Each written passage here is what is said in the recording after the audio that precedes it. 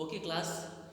In the previous lecture, we talked about the protein biosynthesis as well as protein targeting, right? So, protein biosynthesis basically means translation, right? Translation of mRNA by ribosome to produce proteins. And targeting meant what happens to that protein. That protein will be basically transferred to cytoplasm or to the organelles or outside of the cell, depending upon the nature of the protein, which we term as secretory or non-secretory. So now today we'll be talking about translation in detail. So basically delving into details of translation, I thought it's better for us to understand the components of translation. Okay, so again this is a comparative study of translation between prokaryotes and eukaryotes. So in the very beginning I'll be talking about the components and then affinity. Okay, so here in the prokaryotes you can see that RNA polymerase transcribes the DNA to synthesize RNA, right? And the same thing is taking place in eukaryotes. But the difference here you can see is that this process of translation or transcription, let's say, is taking place in cytoplasm in case of prokaryotes, where this same RNA polymerase is synthesizing ribosomal RNA, messenger RNA, as well as transfer RNA. Okay, while in the right side, if you see in prokaryotes, there are specific RNA polymerases to produce specific RNAs. For example, RNA polymerase 1 is synthesizing ribosomal RNA, RNA polymerase 2 is synthesizing mRNA, which is messenger RNA, while RNA polymerase 3 is synthesizing tRNA or transfer RNA. And you can see post-translational modification is taking place because the mRNA which is synthesized, as we already know, is heteronuclear RNA or not functional or immature, right? So they needs to be matured by this kind of modification. And also you can see that all this process of transcription is taking place inside nucleus. And only then, after getting matured, these RNA are coming out of the nuclear pore from the nucleus to the cytoplasm. So now here comes our RNA in the cytoplasm. Coming back to the prokaryotes again, if you see, these RNA now let's talk about the ribosomal RNA. These ribosomal RNA will interact with certain proteins to make ribosome, okay, to make a ribosome, which is 70S in case of prokaryotes. While in the eukaryotes, what happens is this ribosomal RNA will interact with the protein to form MTS ribosome, which is one difference, right?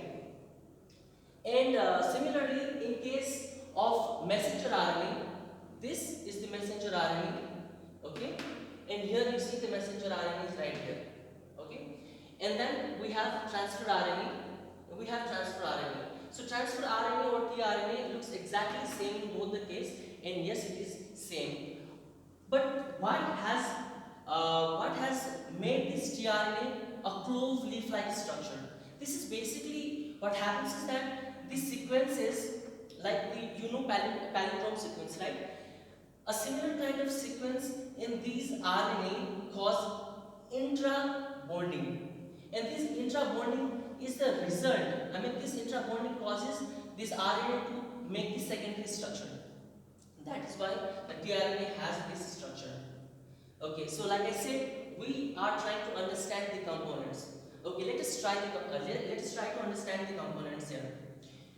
Here in the 70S ribosome of prokaryote, if you see, there is this large subunit, okay, as well as a small subunit, right? Now see, this ribosome is called ribonucleoprotein. This is called ribonucleoprotein because we call this ribosome ribonucleoprotein. That means it is a protein as well as it has certain sequence of RNA.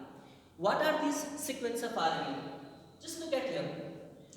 In this large subunit of ribosome, there is a sequence of RNA called 16S RNA.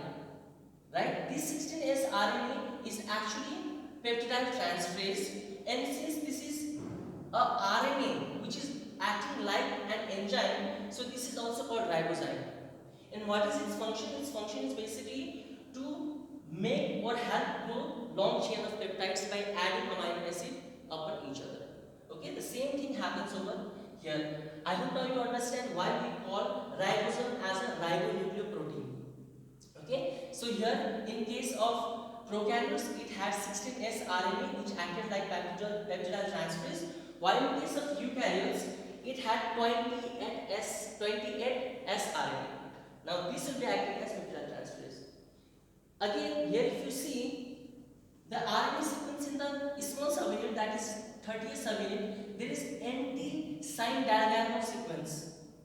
While in case of eukaryote, there is anti-Kozak consensus sequence, anti-St. Galliano sequence. So, like I said, this is a comparative study. So, we are comparing as well, right? So, this, if it is a protein, it also has a sequence of RNA. That is why ribosome is called ribonucleoprotein. Now, coming to the messenger RNA, if you see, there is this start codon. We all know the translation has to start from some point, and that point is AUG, which is start codon. But how does a ribosome know from where to start? For that purpose, the nature has made a sequence called St. Galliano sequence, and this St. Galliano sequence is upstream this start codon. Let's say couple of codons upstream, there is a St. Galliano sequence, and we have already studied about anti-St. Galliano sequence, which is in small ribosomal subunit. So basically, what will happen? They will interact with each other by scanning, and then AUG will be located in the E site. Same ways, here you can see in the messenger RNA of eukaryote, we have start codon, and upstream we have Kozak consensus sequence. So what are this Kozak consensus sequence in case of eukaryote and St. Galliano sequence in case of prokaryote? These are basically a conserved sequence, okay? By the evolution, these have undergone a lot of evolution, but still these are certain sequences which cell has preserved throughout whole these years. Okay, that is why this is called consensus sequence. Now let us understand our tRNA. Like I said, tRNA is clove-like structure because of the intramolecular bonding, right? Now these are our main key players, but we also have to understand that not these can produce protein. In order to make a protein, we need amino acids. Where do we get these amino acids? If in case of prokaryotes, these amino acids are obtained from inorganic compound, right? While in case of eukaryote, if you see, these amino acids are obtained from diet, but generally amino acids which obtained from the diet are called essential amino acids, and they are about 10, right? And so these 10 amino acids inside the cell can produce extra more 10 non-essential amino acids. So altogether we have 20. And because of these 20 essential amino acids, now whole chain of peptide or protein will be produced, and this is essential, right? So now, apart from ribosome, messenger RNA, and tRNA, what is crucial? Amino acid. Amino acid is crucial, right?